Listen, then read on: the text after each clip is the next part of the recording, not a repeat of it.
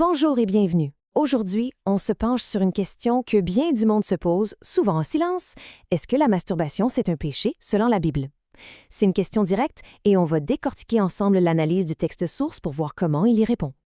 Quand on a une question de foi comme celle-là, le premier réflexe, c'est sûr, c'est d'ouvrir la Bible. On cherche le verset, la phrase claire qui va nous dire oui ou non. On veut la réponse noir sur blanc. Bon, alors la première chose que le texte source nous dit, c'est que la Bible ne mentionne jamais, mais vraiment jamais, cet acte de façon explicite. Il n'y a pas de commandement qui dit « tu ne feras pas ça ». Alors on fait quoi? Eh bien, l'approche du texte, ce n'est pas de s'arrêter là. C'est plutôt de bâtir une réponse en regardant des principes bibliques plus larges. OK, alors pour commencer, on va regarder les passages de la Bible qui sont le plus souvent sortis quand on parle de ce sujet. Parce que oui, même si le mot n'y est pas, certains textes sont quand même utilisés pour condamner l'acte. Le document qu'on explore aujourd'hui examine ces interprétations pour voir si, finalement, elles tiennent la route. Le premier cas, c'est le gros classique, l'histoire de Nain dans la Genèse.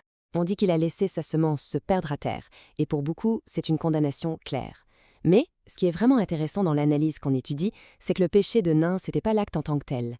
C'était plutôt son refus égoïste de donner un enfant à la veuve de son frère, ce qui était une obligation familiale super importante à l'époque. Le vrai problème, c'était donc de manquer à son devoir, pas la biologie de ce qu'il a fait. Un autre passage qui sort souvent, ce sont les paroles de Jésus dans l'Évangile de Matthieu. Il dit que si ta main te fait pécher, tu devrais la couper. C'est une image assez frappante. Certains y voient un lien direct avec notre sujet. Par contre, l'interprétation du texte source, c'est que Jésus utilise ici une métaphore vraiment puissante. Il parle de s'attaquer à la racine du problème, la convoitise dans le cœur. C'est pas une instruction à prendre au pied de la lettre, mais plutôt une leçon radicale pour nous dire de régler le problème du désir impur à sa source. D'accord. Donc si ces textes ne s'appliquent pas directement, qu'est-ce qu'on fait? C'est là que le document nous propose de changer complètement notre angle d'approche. Et voilà la question qui fait vraiment basculer toute l'analyse. Si le mot n'est pas écrit noir sur blanc, sur quoi est-ce qu'on devrait vraiment se concentrer? Et la thèse centrale du texte, la voici. Le vrai enjeu, ce n'est pas tant l'acte final, mais tout ce qui se passe dans la tête et dans le cœur bien avant. On déplace le focus du symptôme vers la cause profonde. Le document met le doigt sur 3 éléments qui nourrissent souvent cet acte: les pensées de convoitise, la stimulation sexuelle et le recours à des images pornographiques. L'idée du texte, c'est que si on s'attaque à ces racines-là, mais l'acte lui-même devient presque une question secondaire. Mais alors, comment on fait pour évaluer si ces pensées sont un problème d'un point de vue biblique? C'est là que le texte nous propose un cadre pour y voir plus clair. Et ce cadre, justement, il est bâti autour de 4 grands principes tirés de la Bible. C'est eux qui vont nous servir de grille de lecture pour toute la suite de l'argumentation. Le premier principe nous vient de la première lettre aux Corinthiens. Et comme on peut le voir, c'est un principe très, très large qui peut s'appliquer à pas mal tout dans la vie. En gros, le point ici, c'est de se demander, est-ce que c'est une action pour laquelle on peut sincèrement remercier Dieu et lui donner la gloire? Selon l'analyse du texte, si la réponse est non, ou même si on hésite, c'est un signal d'alarme.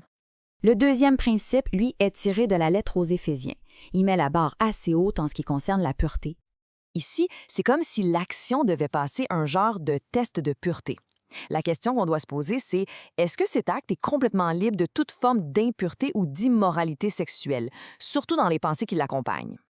On arrive au troisième principe, et celui-là, il est vraiment important. Il change complètement la perspective qu'on peut avoir sur notre propre corps. L'argument ici, c'est que notre corps, ce n'est pas juste une possession personnelle qu'on peut utiliser comme on veut. Dans la foi chrétienne, il a été racheté et il appartient à Dieu. La conséquence, c'est qu'il doit être géré d'une façon qui honore son propriétaire. Et finalement, on a le quatrième et dernier principe, qui nous vient de la lettre aux Romains. Ce principe-là, il est peut-être le plus personnel de tous. Il met vraiment l'accent sur la conscience de chacun. En gros, ça dit que si on a le moindre doute qu'une action pourrait déplaire à Dieu, alors juste le fait de la faire quand même, c'est considéré comme un péché. Il faut une conviction totale. OK, on a passé à travers les textes les plus connus, on a établi nos 4 principes directeurs. Maintenant, il est temps de rassembler les morceaux du casse-tête pour voir à quelle conclusion le texte source arrive. La question est donc simple. Si on applique cette grille d'analyse, à quel verdict est-ce que le texte arrive? Le verdict du texte est sans équivoque. À la lumière de ces principes, il conclut que oui, l'acte est un péché. Et pourquoi? Premièrement, parce qu'il ne glorifie pas Dieu, ce qui va contre le premier principe. Deuxièmement, il est très souvent lié à des pensées d'immoralité, ce qui contrevient au deuxième principe.